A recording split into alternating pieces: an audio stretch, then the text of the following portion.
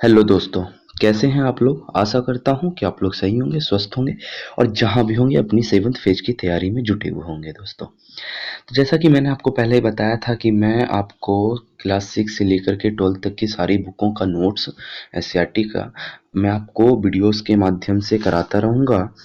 तो उसी के कारण मैं आज फिर एक आपके पास क्लास 6 के एससीईआरटी के नोट्स को मैं लाया हूँ ज्योग्राफी के, जिसमें क्लास 6 का टोटल ज्योग्राफी कंप्लीट है। तो आप इस वीडियो के माध्यम से आप अपने क्लास 6 के ज्योग्राफी को पूरी तरह से कंप्लीट कर सकते हैं। और मुझे जहाँ तक लगता है कि इस वीडियो को देखने के बाद आपके पास ज्योग्राफी के कोई भी क्वेश्चन नहीं बचेंगे दोस्तों, क्लास 6 के। तो चलिए आज शुरू करते हैं। अगर आपको वीडियो क्वालिटी थोड़ी अगर मतलब कमज़ोर दिख रही है तो आप प्लीज़ उसे थोड़ा क्वालिटी बढ़ा करके देख लें, क्योंकि उस तरह की अभी कंटेंट की कमी है जिससे मैं आपको अच्छी तरह से वीडियो क्वालिटी प्रोवाइड नहीं कर पा रहा हूँ। चलिए ठीक है दोस्तों, तो अब शुरुआत करते हैं। सबसे पहले बात करते हैं हमारे सौरमंडल। जिस तरह हमारा एक परिवार होता है उसी तरह हमारे सौरमंडल का भी एक परिवार होता है, और जिसका जो सबसे मुखिया होता है वो सूर्य होता है। जिसका मुखिया जो होता है वो कौन होता है? सूर्य होता है। और सूर्य के ये जो मैंने सब ग्रहों के नाम लिखे हैं, सूर्य के बाद जो 8 ग्रहों के नाम लिखे हैं, ये मैंने एक क्रम में लिखे हैं कि सूर्य के जो सबसे नज़दीक है वो बुध है, उसके बाद शुक्र है, और उसके बाद पृथ्वी, फिर मंगल, फिर बृहस्पति, शनि, अरुण, वरुण। तो अब सबसे निकट कौन सा ग्रह है दोस्तों? तो बुध है। सबसे निकट कौन सा है? तो बुध है। आपसे ये क्वेश्चन डायरेक्टली पूछ सकता है कि सूर्य के सबसे निकट का ग्रह कौन सा है? तो कौन सा है दोस्तों? बुध है। सूर्य के सबसे निकट का ग्रह तो बुध। ठीक है दोस्तों, चलिए आगे बढ़ते हैं। तो आगे बात है शुक्र की, उसके बाद हम चलते हैं पृथ्वी पे। पृथ्वी के ऊपर मैंने लिखा है नीला ग्रह। नीला ग्रह का मतलब है कि पृथ्वी को दूसरा नाम नीला ग्रह से भी जाना जाता है। क्यों जाना जाता है नीला ग्रह से? नीला ग्रह से इसलिए जाना जाता है क्योंकि पृथ्वी को जब आप ऊपर अंतरिक्ष से देखिएगा ना, तो ये आपको नीला दिखेगा, बिकॉज यहाँ पे 71% जल है, 71% क्या है? जल है। आगे बात करते हैं मंगल ग्रह की। तो मंगल ग्रह क्या है? लाल ग्रह, इसे लाल ग्रह के नाम से जाना जाता है। चलिए दोस्तों आगे बढ़ते हैं। आगे हो रही है बात क्षुद्र ग्रह की। क्षुद्र ग्रह क्या है? तो क्षुद्र ग्रह एक हमारा प्लूटो है। क्या है ये? प्लूटो। क्षुद्र ग्रह प्लूटो। हाँ, बृहस्पति के पास ये देखियो दोस्तों, बृहस्पति के पास 63 तथा शनि के पास 62 उपग्रह हैं। बृहस्पति के पास 63 तथा शनि के पास 62 उपग्रह हैं। यहाँ से क्वेश्चन डायरेक्टली बनता है। क्या बनता है कि आपको पूछा जाएगा कि सबसे ज्यादा उपग्रह किसके पास है? तो बृहस्पति के पास। और सबसे उसके बाद किसके पास है? तो शनि के पास। कितने हैं? तो बृहस्पति के 63, शनि के 62। अब बात करते हैं कि उपग्रह क्या होता है। तो उपग्रह का मतलब होता है जो ग्रहों के ओर चारों ओर चक्कर लगाता है। जैसे हम कह सकते हैं कि पृथ्वी हमारी सूर्य के चारों ओर चक्कर लगाती है, तो इसका मतलब पृथ्वी जो है वो हमारे सूर्य का उपग्रह है। चलिए आगे बात करते हैं। यहाँ देखिए एक मैंने डायग्राम बनाया है। ये है सूर्य का प्रकाश और ये है हमारी पृथ्वी। यानी सूर्य का प्रकाश हमारी पृथ्वी तक आने में 8 मिनट का समय लेती है। कितना मिनट का समय लेती है? 8 मिनट का समय लेती है। लेकिन दोस्तों बीपीएससी में ये क्वेश्चन एक प्रकार से असमंजस में रह जाता है इसका आंसर, बिकॉज बीपीएससी कभी 8 मिनट 20 सेकेंड भी ले लेती है, कभी 8 मिनट 14 सेकेंड भी ले लेती है, कभी 16 सेकेंड भी ले लेती है। तो दोस्तों आपको जिस तरह का आंसर मिले, 8 मिनट 20 या 8 मिनट या 8 मिनट 16 सेकेंड, आप उसको टिक करके आ सकते हैं। वहीं बात करें चांद के प्रकाश का कि पृथ्वी पर कितने समय में पहुंचता है, तो 1.25 सेकेंड में। कितने समय में पहुंचता है? 1.25 सेकेंड में। अब यही बात हम पहले भी कर चुके हैं कि 71% पृथ्वी पर जल है और 29% स्थल है। चलिए आगे बढ़ते हैं दोस्तों। बात हो रही है शनि का सबसे बड़ा उपग्रह। शनि का सबसे बड़ा उपग्रह टाइटन है। शनि का सबसे बड़ा उपग्रह टाइटन। सबसे बड़ा क्षुद्र ग्रह, सबसे बड़ा क्षुद्र ग्रह तो सीरस। सबसे बड़ा क्षुद्र ग्रह सीरस। बात करते हैं उल्का पिंड की। तो उल्का पिंड में यहाँ शॉर्ट में लिखा हुआ है कि पत्थर के छोटे छोटे टुकड़े होते हैं। उल्का पिंड क्या होते हैं? पत्थर के छोटे छोटे टुकड़े होते हैं। अब देखिए, अब जब रात में सोते हैं तो आपको कोई तारा लगेगा कि मतलब चमकता हुआ नजर आएगा, एकदम आकाश में लगेगा वो जैसे जल रहा हो, तो वही उल्का पिंड होता है। क्या होता है वो? उल्का पिंड। जब वो वहां से अंतरिक्ष से टूट करके गिरता है तो हमारे वायुमंडल में जब आता है तो वो जल जाता है, उससे घर्षण होकर के वो जल जाता है। जलने के बाद वो हमें बहुत चमकीला प्रतीत होता है। तो उसे ही कह सकते हैं एक प्रकार से हम, ये उल्का पिंड है। अब बात करते हैं आगे। यहाँ है चंद्रमा। जो चांद है वो पृथ्वी की परिक्रमा 27 दिन 8 घंटे में पूरी करता है। चांद पृथ्वी की परिक्रमा 27 दिन 8 घंटे में पूरी करता है। चलिए दोस्तों आगे बढ़ते हैं। आपने रात में देखा होगा कि कोई 7 तारों का समूह दिखता है जो एक श्रृंखला में होता है, 4 एक साइड 3 एक धारी में। तो 7 तारे जैसे हम मतलब हमेशा कहते रहते हैं कि 7 भाई है ये, फलाना ढिमकाना, मतलब अपने एक क्षेत्रीय भाषा में। लेकिन इसका एक नाम है दोस्तों, इसे कहा जाता है सप्तऋषि। क्या कहा जाता है? सप्तऋषि तारा। और इसका नाम है सातों का। क्या क्या नाम है देख लेते हैं। ऋतु, पुलह, पुलस्त्य, अत्रि, वशिष्ठ, अंगिरा एवं मरीचि। ये सातों नाम हैं उन तारों के। और उन तारों के नाम यूनानी ग्रंथ के अनुसार भी हैं। क्या क्या है? Alpha, beta, gamma, delta, epsilon, एटा एवं जेटा। तो ये 7 तारों का नाम यहाँ पे सप्तऋषि तारों का नाम भी दिया गया है एवं यूनानी ग्रंथ के अनुसार भी उनका नाम दिया गया है। अब बात करते हैं, यहाँ पे देख सकते हैं कि लिखा हुआ है कि सूर्य के चारों तरफ तारों का जो समूह है वो राशि कहलाता है, जो 12 होते हैं। आपने ये तो जाना होगा कि राशि होते हैं 12, कोई कुंभ का, कोई मकर का, कोई वृश्चिक, ऐसे ही 12 राशियां होती हैं। बट आपने ये जाना कि राशि कहते किसको है? तो राशि कहते उसको है जो सूर्य के चारों तरफ तारों का जो समूह दिखता है। जैसे यहाँ पे बीच में सूर्य है, मान के चलिए कि बीच में सूर्य है, तो इसके चारों तरफ तारों का समूह है। मतलब बहुत घने तारे हैं, वो दिखते नहीं है, वो छोटे होने के कारण वो दिखते नहीं है। तो तारे हैं, वही तारों का समूह टोटल क्या कहलाता है? राशि कहलाता है, जो कितने हैं? 12। अब मान के चलिए कि बीच में सूर्य है, उसके चारों तरफ जो तारों का समूह है वो राशि कहलाता है। लेकिन अगर बीच में पृथ्वी हो और उसके चारों तरफ अगर तारों का समूह है तो वो नक्षत्र कहलाता है। क्या कहलाता है? नक्षत्र कहलाता है। वो भी आगे यहाँ लिखा हुआ है, देख सकते हैं। यहाँ देखिए, यहाँ पे ये अंकित है कि पृथ्वी के चारों तरफ तारों का समूह क्या कहलाता है? नक्षत्र कहलाता है। और ये कितने हैं? तो नक्षत्र 27 है। उसके भी नाम थे दोस्तों, वो क्या कहते हैं, फाल्गुनी नक्षत्र, हाथिनी नक्षत्र, वो जो मतलब बहुत सारे 27 नाम है, टोटल 27 नाम। वो भी मैं आपको अगले वीडियो में कभी प्रोवाइड करवा दूंगा। अब बात करते हैं पृथ्वी नक्षत्रों को कितने दिनों में पार कर लेती है। तो 14 दिनों में दोस्तों, 14 दिन में एक नक्षत्र को पृथ्वी पार कर लेती है। चलिए आगे बढ़ते हैं। हाँ, एक ये वाला क्वेश्चन देख लीजिएगा कि समदिवा रात्रि, समदिवा रात्रि कब मनाया जाता है? तो 21 मार्च और 23 सितंबर को। ये क्वेश्चन एक प्रकार से आ भी सकता है, और मतलब मैंने इसे ले लिया है, बट अगर पूछ दे तो यहाँ से आप इसका आंसर दे सकते हैं कि 21 मार्च एवं 23 सितंबर। अब बात करते हैं उष्ण कटिबंध प्रदेश की। आपने देखा होगा कि आपको मतलब आप सुनते होंगे कि यहाँ की जलवायु उष्ण कटिबंध है, यहाँ की जलवायु शीतोष्ण कटिबंध है। तो उष्ण कटिबंध शीतोष्ण कटिबंध होता क्या है? तो चलिए जानते हैं। उष्ण कटिबंधन का मतलब होता है जहाँ ज़्यादा गर्मी हो, वैसा प्रदेश जहाँ ज़्यादा गर्मी हो उसे उष्ण कटिबंधीय प्रदेश कहा जाता है। जहाँ कम गर्मी हो उसे शीतोष्ण प्रदेश कहा जाता है। और जहाँ शीत कटिबंध उसे कहते हैं जहाँ वर्ष भर बर्फ ही जमा रहता हो। चलिए दोस्तों आगे बढ़ते हैं। हाँ, यहाँ पे एक इम्पोर्टेंट फैक्ट है, आप इसे जानना बहुत ज़रूरी है बेहद, कि पृथ्वी के घूर्णन गति के कारण दिन और रात होते हैं और परिभ्रमण गति के कारण मौसम परिवर्तन होता है। सबसे बड़ा फैक्ट और सबसे बड़ा, इसलिए आपको कॉन्सेप्चुअल पढ़ना पड़ेगा, फैक्चुअल नहीं। देखिए क्या है कि घूर्णन यानी घूरना का मतलब है कि तुरंत स्पीड में घूम जाना। जब स्पीड में घूमेगा तो दिन और रात हो जाएंगे। और परिभ्रमण का मतलब है कि एक प्रकार से पूरी तरह परिभ्रमण करना, तो वो उससे होता क्या है? मौसम परिवर्तन होता है। उससे क्या होता है? मौसम परिवर्तन होता है। आप सिंपली समझिए, घूर्णन गति तो दिन और रात परिवर्तन, और परिभ्रमण करे तो मौसम परिवर्तन। और पृथ्वी अपने अक्ष पर 23.5 डिग्री झुकी होती है। ये एक छोटी सी जानकारी आपको रखनी चाहिए। चलिए आगे बढ़ते हैं दोस्तों। आगे है जैवमंडल के बारे में। जैवमंडल का मतलब होता है जहाँ जीवन का पनपना होता है, जहाँ क्या होता है? जीवन पनपता है।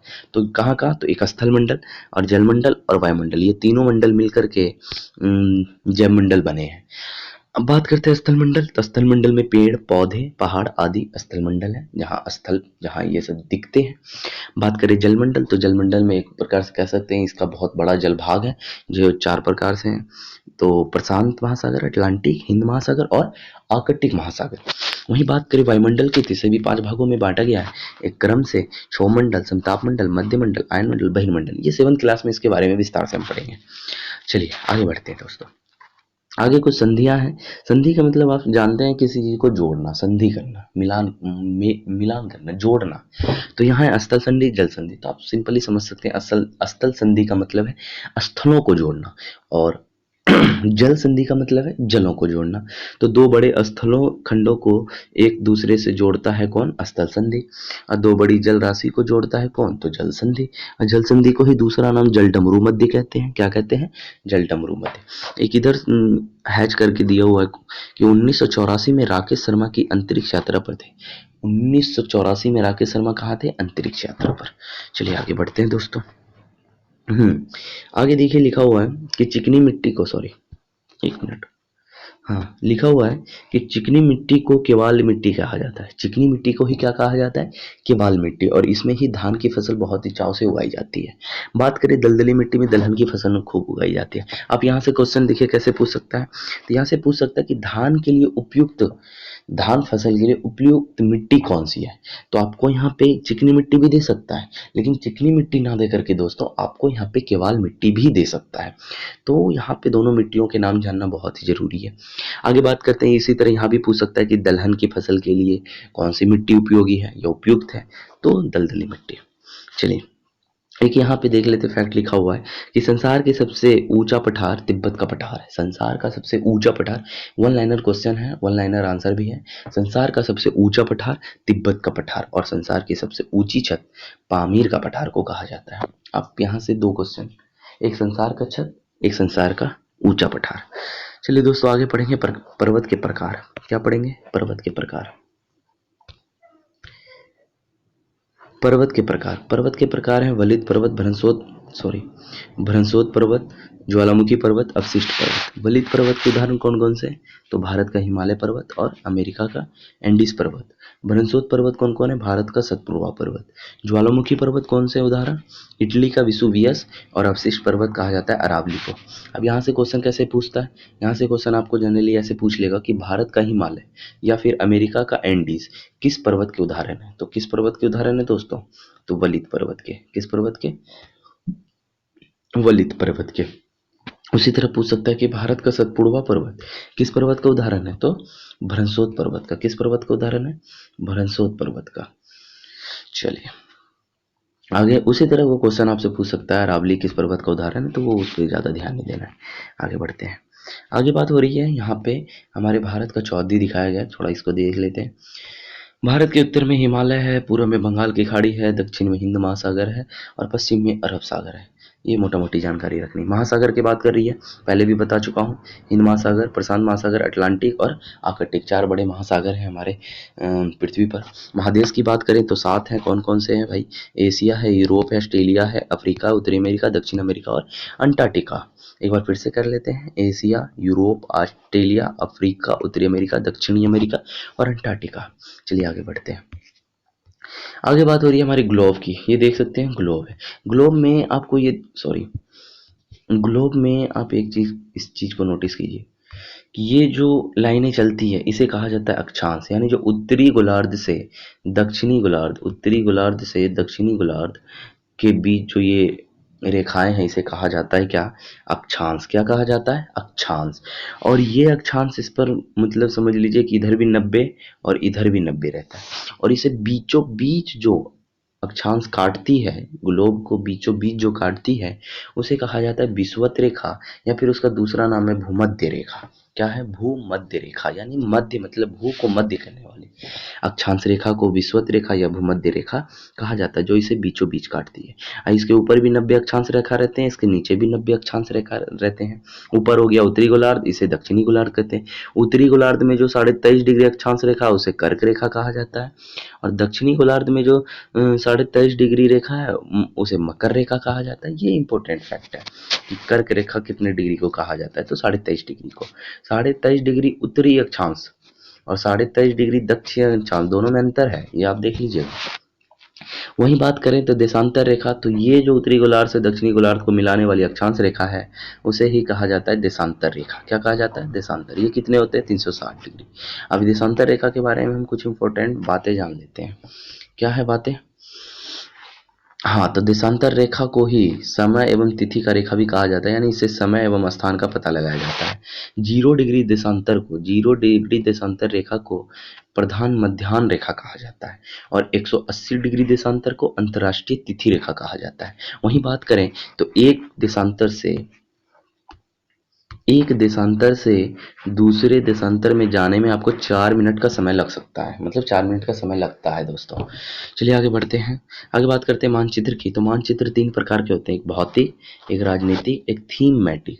भौतिक में मतलब भौतिक चीज़ों को दिखाने के लिए, पर्वत, पठार, मैदान, नदियाँ, महासागर इत्यादि को दर्शाने के लिए हमें भौतिक मानचित्र की आवश्यकता पड़ती है। जहाँ बात करें राजनीतिक मानचित्र की, तो गाँव, शहर, राज्य, देश, विदेश एवं उनकी सीमाओं को दर्शाने के लिए हमें राजनीतिक मानचित्र की आवश्यकता पड़ती है। अब बात करें थीमेटिक, यानी थीम, किसी उद्देश्य के प्रति जो मानचित्र बनता है, इसमें सूचनाओं के आधार पर किसी आधार पे उसका नामकरण किया जाता है, जैसे जलवायु, इसके आधार पे जलवायु का सिर्फ बनाया जाएगा, उसे मानचित्र थीमेटिक कहते हैं। जनसंख्या का एक थीम होना चाहिए, ये थीमेटिक। 3 तरह के मानचित्र हमने आपको बताया, एक भौतिक, राजनीतिक, थीमेटिक। चलिए आगे बढ़ते हैं। कॉर्नर में कुछ बातें दी गई हैं कि रोहतास जिले में सिरसा, सासाराम में, रोहतास जिले के सासाराम में सिरसा का मकबरा है, ये हम लोग जानते हैं। बात करें, ये थोड़ा सा इंपॉर्टेंट फैक्ट है, जो नहीं जानते वो जान लीजिए कि गोल घर का निर्माण कैप्टन जॉन गोल्डस्टीन ने 1786 में किया, जिसकी दीवारें 12 फीट मोटी और 96 फीट चौड़ी हैं। चलिए दोस्तों आगे बात करते हैं। आगे बात करते हैं हमारे बिहार के बारे में। चलिए बिहार के बारे में जान लेते हैं। ऐसे तो हर चैप्टर में बिहार के बारे में बताया गया और जानना भी बेहद जरूरी है कि बिहार के उत्तर से दक्षिण की जो दूरी है, उत्तर से दक्षिण की, सॉरी, पूरब से जो पश्चिम की दूरी है, वो 483 किलोमीटर है, 483 किलोमीटर। वहीं बात करें उत्तर से दक्षिण की, तो 345, पूरब से पश्चिम 483 और उत्तर से दक्षिण 345। अब बात करें बिहार में वन कितने परसेंट है, तो वन 6.4%। यहाँ कृषि प्रमुख है, जिला 38 है, प्रमंडल 9 है। और प्रखंड की बात करें तो प्रखंड थोड़ा नीचे पड़ गया है, तो इसे देख लेते हैं। प्रखंड यहाँ 534 है। और भी बातें हैं नोट में यहाँ दिया गया है, उसे भी देख लेते हैं कि भाई गौतम बुद्ध को ज्ञान की प्राप्ति बोधगया में हुई, जो कि बिहार में है। यहाँ विष्णुपद मंदिर है, जो रानी अहिल्याबाई ने बनवाई। नालंदा का ककोलत जलप्रपात ठंडे जल के लिए प्रसिद्ध है। बात करें खड़गपुर में भीमबांध अभ्यारण्य, पश्चिमी चंपारण में वाल्मीकि अभ्यारण्य, रोहतास में कैमूर अभ्यारण्य, नालंदा में राजगीर अभ्यारण्य और गया में गौतम बुद्ध अभ्यारण्य। मतलब समझ लीजिए 5 अभ्यारण्य यहाँ भी उपस्थित हैं। कौन कौन से हैं तो थोड़ा देख लेते हैं। ये पांचों, भीमबांध, वाल्मीकि नगर, कैमूर, राजगीर, गया। चलिए दोस्तों आगे बढ़ते हैं। आगे क्या बढ़ेंगे, खत्म हो गया। तो अब समझ लिए कि आपको इस 14-15 मिनट के वीडियोस में आप पूरी तरह से एशियाटिक क्लास 6 के ज्योग्राफी को ख़त्म कर चुके हैं दोस्तों। और समझ लीजिए कि एक प्रकार से अपने सारे क्वेश्चनों को यहाँ कवर कर लिया है। अब इतना करने के बाद आपको ज़्यादा 6 क्लास से कुछ मिलने वाला नहीं है, बस मैंने जितना बता दिया ये सफिशियंट है। तो चलिए दोस्तों, इसी के साथ मैं अपने वीडियो को पॉज करता हूँ और आप अच्छे से इसे लाइक कीजिए, सब्सक्राइब कीजिए और देखिए कि अगर आपको ये पसंद आया हो तो आप प्लीज़ मेरे चैनल के साथ जुड़े रहिए। धन्यवाद दोस्तों, जय हिंद।